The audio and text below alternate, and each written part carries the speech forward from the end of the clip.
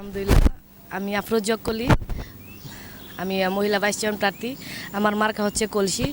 আমি সেই সকালবেলায় বের হয়েছি, আমি বেশ কয়েকটা কেন্দ্রে গিয়েছি।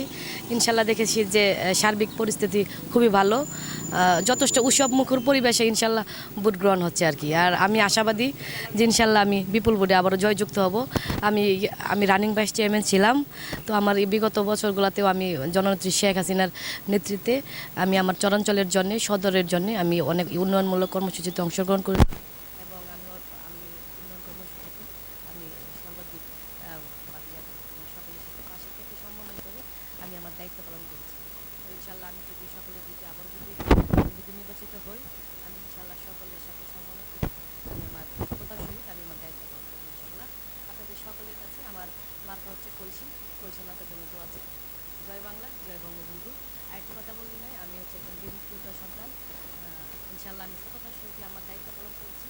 আবারও যদি আমি জয়যুক্ত হই,